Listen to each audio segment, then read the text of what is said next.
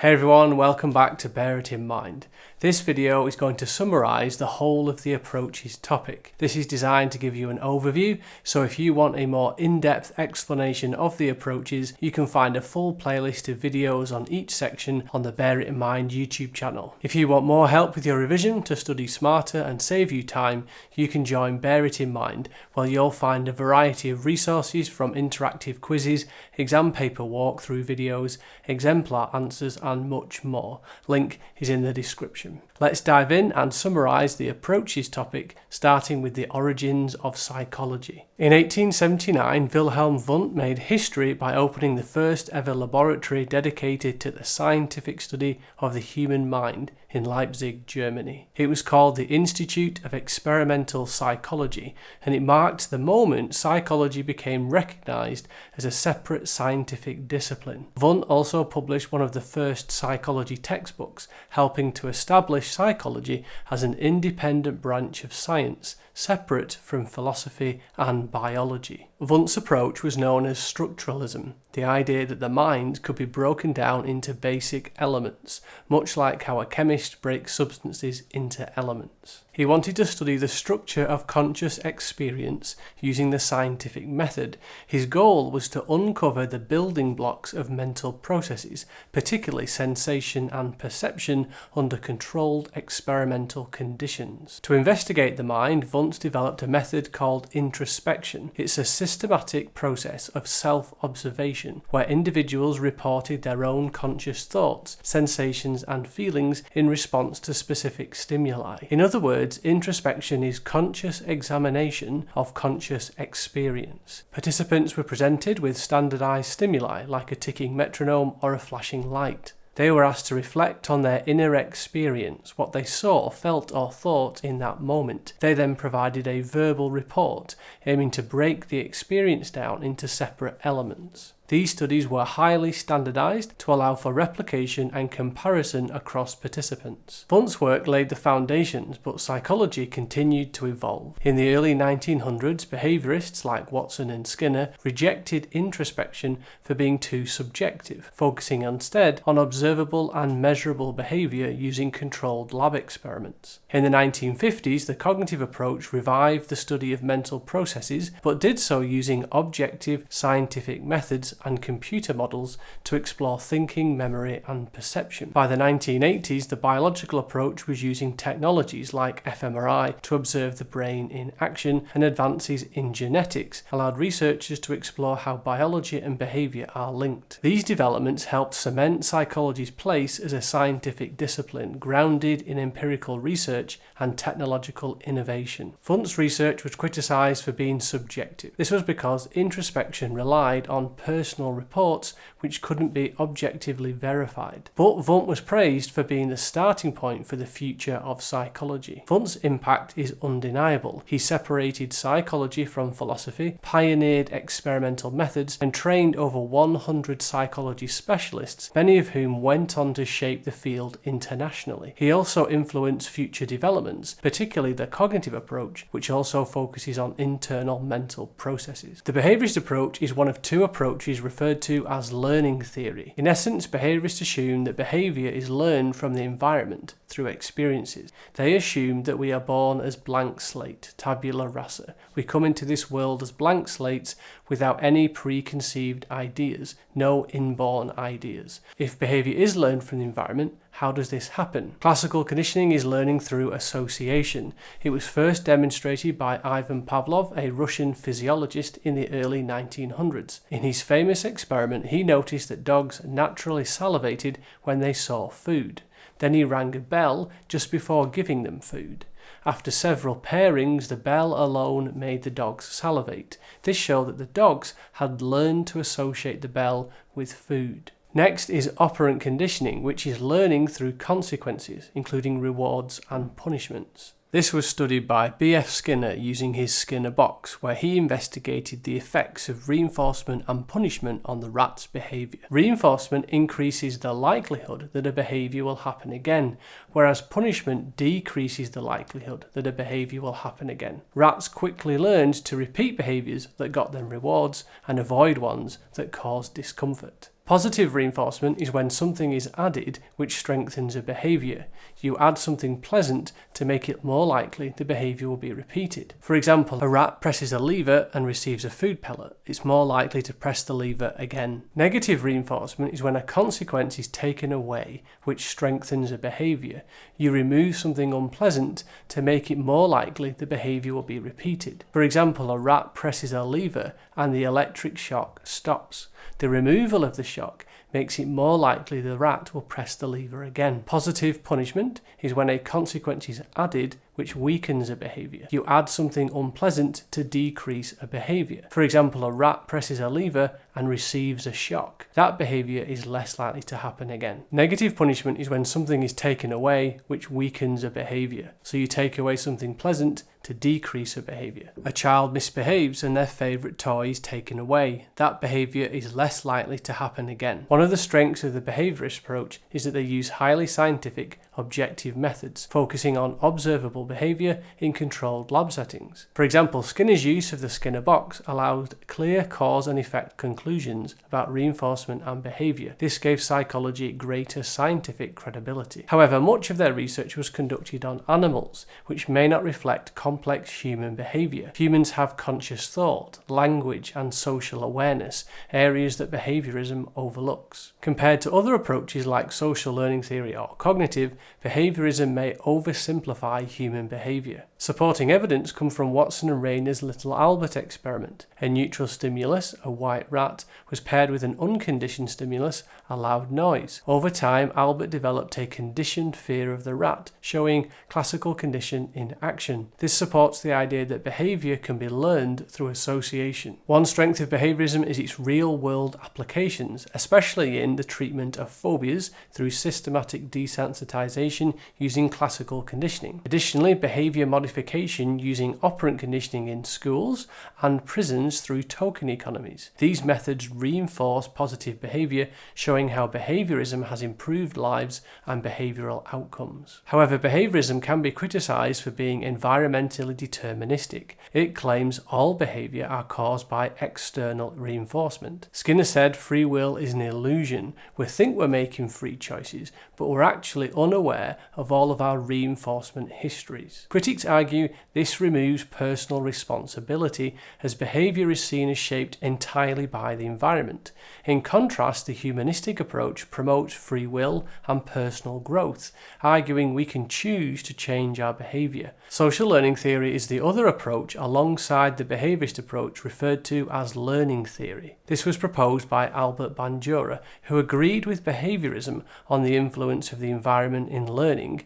However, he argued that much of our learning can happen indirectly through the observation of other people, not just through direct experience. Social learning theory focuses on observational learning, which includes the following features: imitation and modelling. Imitation is copying someone else's behaviour, and modelling is the demonstration of a behaviour by someone we may copy, the role model. Identification. We're more likely to imitate a model if we identify with them. Identification is when an observer associates themselves with a role model and wants to be like that role model. Key factors that increase identification are same sex, similar age, high status or authority, friendly and likable. Vicarious reinforcement is reinforcement which is not directly experienced by us, but occurs through observing someone else being reinforced for a behaviour. If we see someone being rewarded for a behaviour, we're more likely to copy it. If we see someone punished, we're less likely to imitate. Finally, there are mediational cognitive processes. Bandura added a cognitive element to behaviourism's stimulus and response idea that we don't imitate automatically, we think first. Mediational cognitive processes are cognitive factors, our thoughts, that influence learning that come between stimulus and response. The 4 cognitive steps are attention. Do we notice the behaviour? Retention. Can we remember it? Reproduction. Do we have the ability to do it ourselves? Motivation. Do we want to do it? This shows Bandura's theory bridges behaviorism and cognitive psychology. It sees people as active thinkers, not passive responders. Supporting evidence comes from Bandura's 1961 Bobo doll study. He investigated whether children would imitate aggressive behavior observed in adults. Children who watched an adult model behaving aggressively towards a Bobo doll were significantly more likely to imitate that aggression compared to those who saw a non-aggressive model or no model at all. A key strength of social learning theory is its use of well-controlled research methods such as Bandura's lab experiment with a matched pairs design, allowing for cause and effect conclusions. The high reliability of observations with inter-rater reliability of 0.89 also supporting the findings. However, limitations include a narrow age range of young children, questioning the extent to which Bandura's results and thus social learning theory can be generalized to the wider population. Additionally, the study has been criticised for its artificial task. This is because the Bobo doll toy was something many of the children had never played with before and so would have been of greater interest to the children. Cumberbatch in 1997 found in a follow-up study that children who had previously played with the Bobo doll were 5 times less violent than those who were new to it. A strength of social learning theory is its practical application. This is because its ideas of observational learning, role models, and vicarious reinforcement can be used in advertising and marketing. This is used effectively in public health campaigns, demonstrating how social learning theory can be applied to real-life settings to encourage behavioural change. Another way to evaluate it is through comparisons with other approaches. Social learning theory offers a more complete explanation of learning compared to behaviorism by including cognitive processes between stimulus and response. It also benefits from studying humans rather than animals, making findings more generalizable. Finally, we can evaluate it using a debate. Social learning theory focuses heavily on the nurture side of the nature-nurture debate, emphasizing learned behavior through observation and imitation. However, it overlooks biological influences, such as the role of testosterone in aggression, suggesting social learning theory may offer an incomplete account of certain behaviors. The features of the cognitive approach include internal mental processes. The term cognitive has come to mean mental processes, so cognitive psychologists are interested in studying internal mental processes and how these are involved in our behavior. This includes mental processes like perception, attention, memory, language, and problem solving. These processes are private and cannot be directly observed, so psychologists make inferences based on observed behavior. An inference is drawing a conclusion about the way mental processes work, which we cannot directly observe, by making assumptions about behavior that we can directly observe. Computer models refers to the process of using computer analogies as a representation of human thinking, the idea of input, processing, storage, and output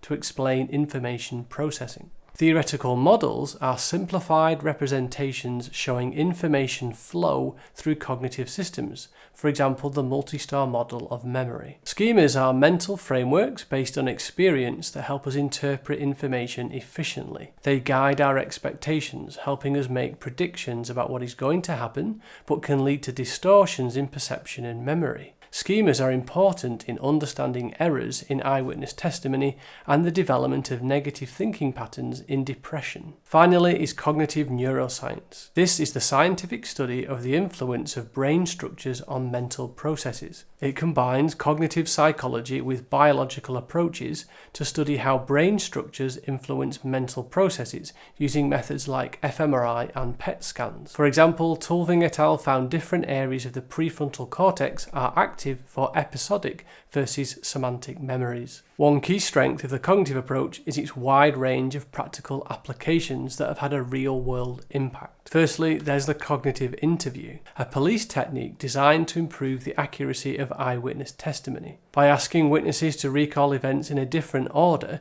the technique reduces the influence of schemas, leading to more reliable evidence in criminal investigations. Secondly, cognitive neuroscience. Advances in brain scanning technology through fMRIs have allowed cognitive neuroscientists to identify specific brain areas linked to different types of memory. This has practical benefits for diagnosing and treating memory-related conditions such as Alzheimer's disease. Thirdly, the treatment of depression. Cognitive behavioral therapy is based on the cognitive assumption that irrational or faulty thinking patterns lead to emotional and behavioral problems. Cognitive behavioral therapy helps individuals identify and challenge these thoughts. However, a common criticism of the cognitive approach is that it's reductionist. This is because the cognitive approach often compares the human mind to a computer, reducing mental processes to input, storage, and output systems. This mechanistic view fails to account for emotional influences. Human thought is not always logical. Emotions like fear or anxiety can significantly affect memory, especially in high-stress situations such as witnessing a crime. Another way to evaluate it is through comparisons with other approaches. Comparing it with the behaviourist approach, we can see that behaviourists like Skinner argue that observable behaviour should be studied scientifically. They criticise the cognitive approach for relying on inferences about internal mental states, which cannot be directly observed. From this perspective, the behaviourist approach is seen as more scientifically rigorous. Another comparison with the behaviourist approach relates to generalizability. Much of the behaviourist research by Pavlov and Skinner was conducted on animals, limiting its generalizability to humans. In contrast, the cognitive approach focuses on human participants and processes like memory, perception, and problem solving, making its findings more applicable to human behaviour. The biological approach to psychology assumes that behaviour can be explained using biological processes because humans are viewed as biological beings. That means that everything psychological is first biological. Here are the features of the biological approach. The genetic basis of behaviour. The biological approach assumes that psychological traits such as intelligence and mental illness can be inherited, just like physical traits. Researchers often study twins to investigate this. Monozygotic twins share 100% of genes, and dizygotic twins share 50% of genes. If a trait like OCD has a higher concordant rate in MZ twins than DZ twins, this suggests a genetic influence. This also includes genotypes, which is your genetic code, and phenotypes, which refers to the expression of the genotype and its interaction with the environment. For example, a person may have a genetic risk for dementia, their genotype, but lifestyle factors like diet or lack of sleep can influence whether it develops, the phenotype. Another feature is the influence of biological structures like the brain on behaviour. This focuses on how certain parts of the brain may be responsible for certain functions, otherwise known as localization of function. For example, the cerebral cortex is divided into lobes and hemispheres, each with specialized functions. For example, the frontal lobe and decision-making and movement, the parietal lobe with sensory processing, the occipital lobe with vision, and the temporal lobe with hearing and speech. This supports the idea of localization of brain function, meaning specific areas of the brain control specific behaviors. Another feature is the influence of neurochemistry on behavior, which focuses on how behavior is also influenced by neurotransmitters, which are chemical messengers in the brain. An imbalance in neurotransmitters can lead to changes in mood or behavior. For example, lower levels of serotonin has been linked to depression, and higher levels of dopamine have been linked to schizophrenia. Finally is evolution and behavior. Based on Darwin's theory of natural selection, traits that increase survival are passed on. For example, the rooting reflex in infants helps with breastfeeding and survival. Because of this evolutionary view, the biological approach often uses animal studies too to help understand human behaviour. The case study of Phineas Gage provides supporting evidence for the influence of brain structures on behaviour. After damage to his frontal lobe, Gage's personality changed, supporting localization of brain function. Supporting evidence for the role of genetics in behaviour comes from Nest et al. In 2010. They found higher concordant rates for OCD in MZ twins compared to DZ twins, suggesting a genetic basis for OCD and supporting the role of heredity. The biological approach can be praised for its highly scientific research methods. This is because they use objective, highly controlled methods such as fMRI and PET scans. These allow for replication and establishing cause and effect, adding scientific credibility to this approach. Additionally, a strength of the biological approach is its practical application.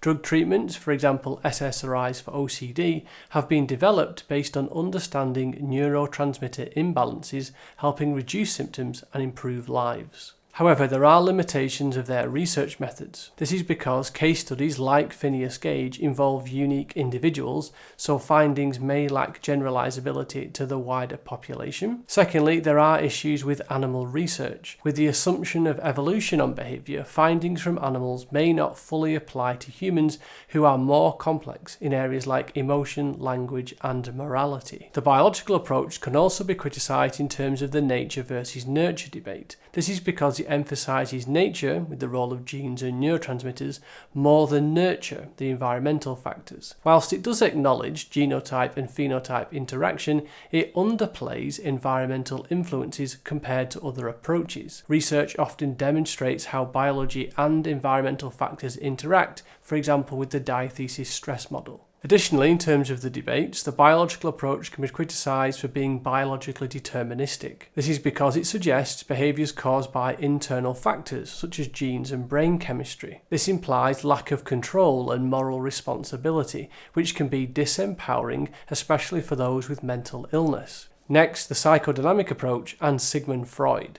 The main focus is on the unconscious mind and how it influences our behaviour, the role of the unconscious. Freud compared the mind to an iceberg. The conscious is what we're aware of. The preconscious are the thoughts just below awareness, and the unconscious is the largest hidden part that holds biological drives, childhood memories, fears, and traumas. For Freud, the unconscious is the driving, motivating force behind our behaviour and personality. Another role of the unconscious is that it protects the conscious self from anxiety, fear, trauma, and conflict. Freud's model divides the personality into three parts. The id operates on the pleasure principle. It's present from birth and drives us to act on our basic urges and desires without thinking about consequences. It wants instant gratification. Next, we have the superego, which follows the morality principle. It begins to develop around the ages of 4 to 5 during what Freud called the phallic stage. This part of the mind represents the internalized moral standards we pick up from our parents.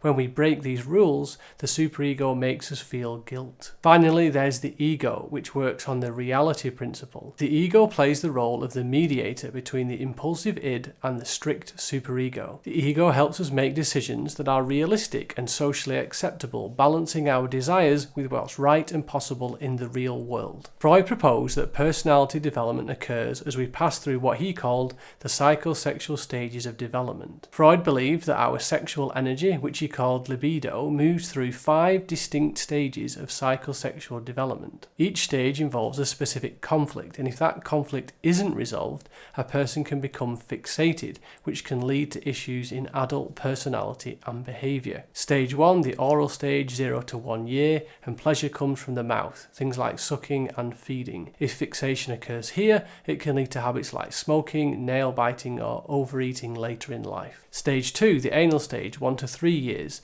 This stage centres around toilet training. Fixation can go in 2 directions.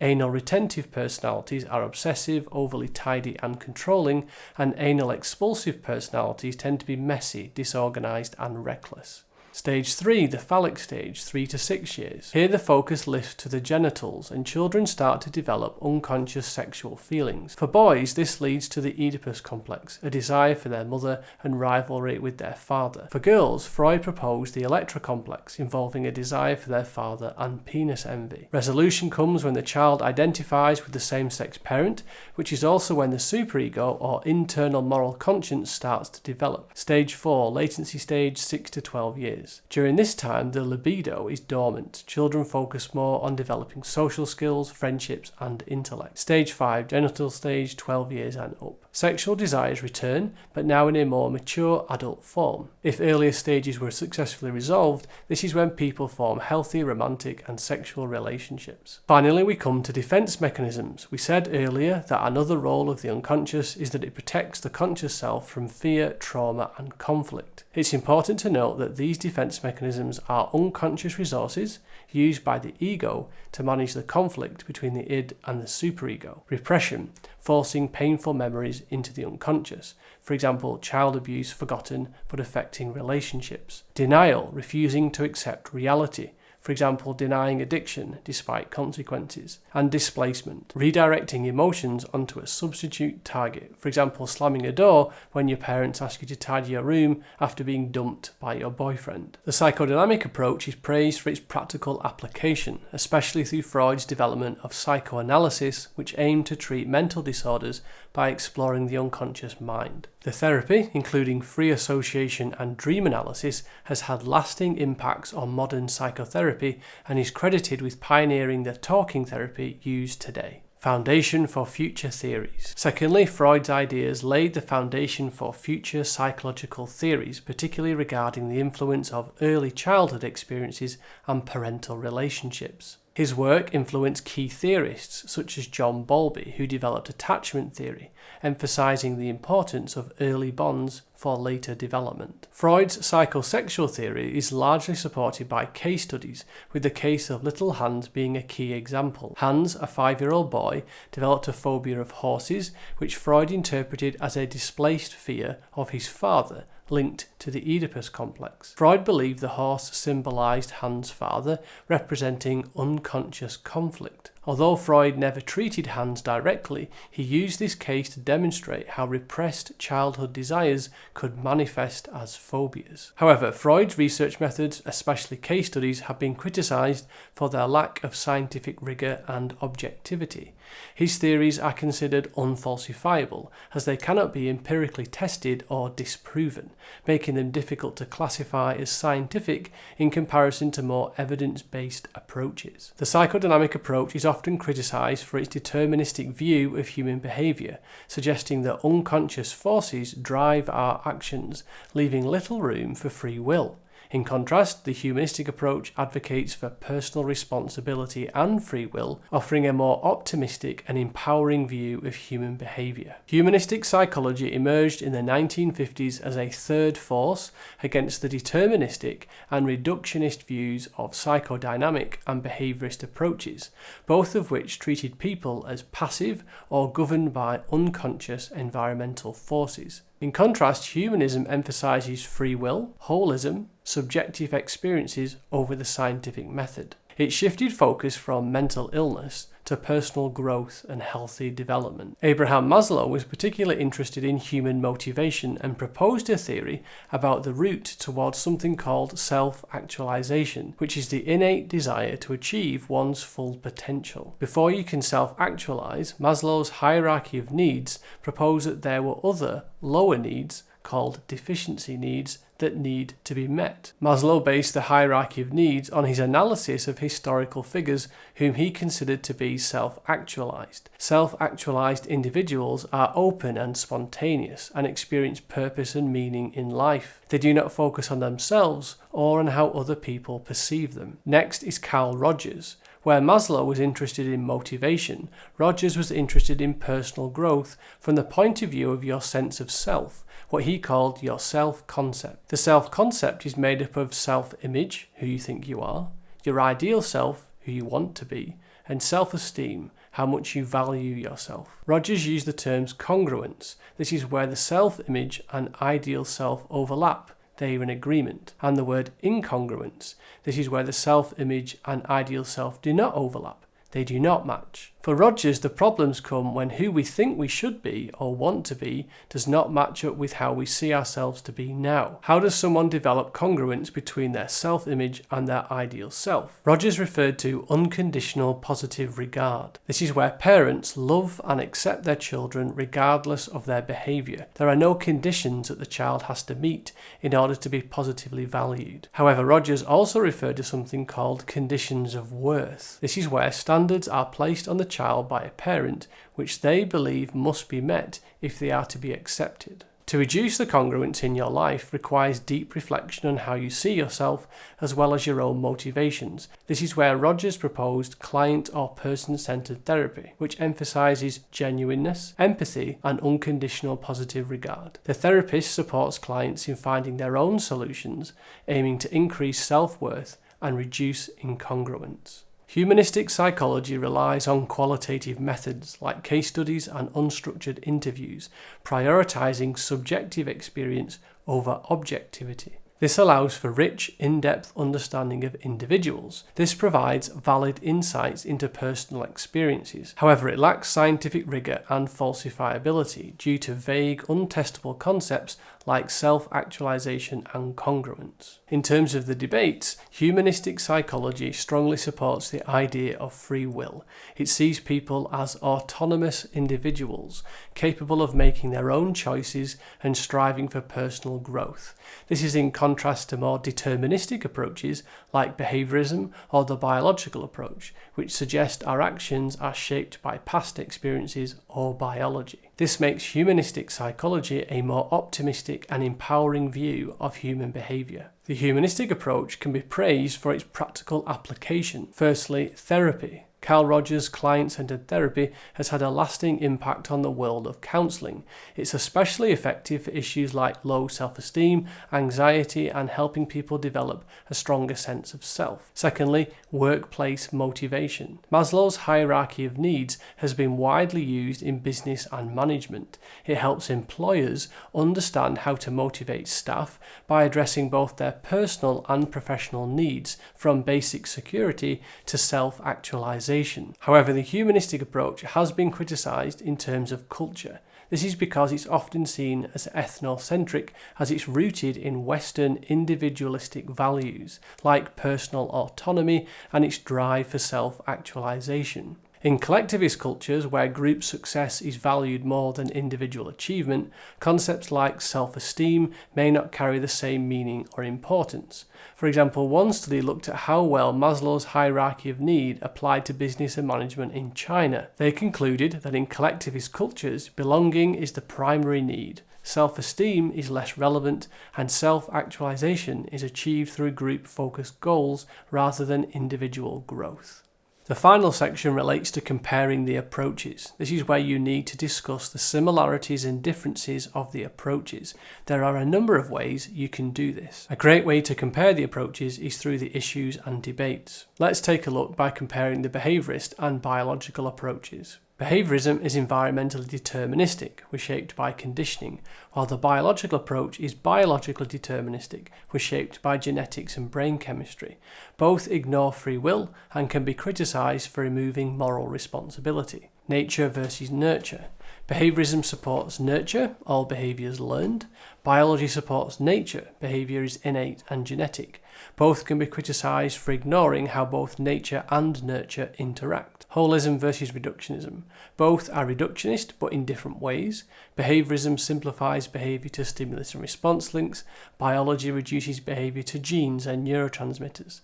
Holistic views argue this loses the bigger picture. Both take a nomothetic approach, aiming to establish general laws, but this can overlook individual differences and unique experiences. Other ways to compare include research methods. Both behaviourist and biological approaches use highly scientific, controlled lab experiments. This gives them scientific credibility. However, both rely on animal studies which may lack generalizability to humans. Practical applications. Both have real-world use. Behaviorism has led to treatments like systematic desensitization for phobias, and biology has led to drug treatments for mental disorders like depression and OCD. Drug treatments, however, can have side effects and may only offer short-term relief. If you'd like a free document that helps you compare all of the approaches in lots of ways, there's a link for it in the description. And breathe. That's the whole of the approaches topic. For more resources to help you with A-level psychology so that you study smarter and save lots of time, you can check out the Bear It in Mind website. I hope you enjoyed this video, and we'll see you in the next one.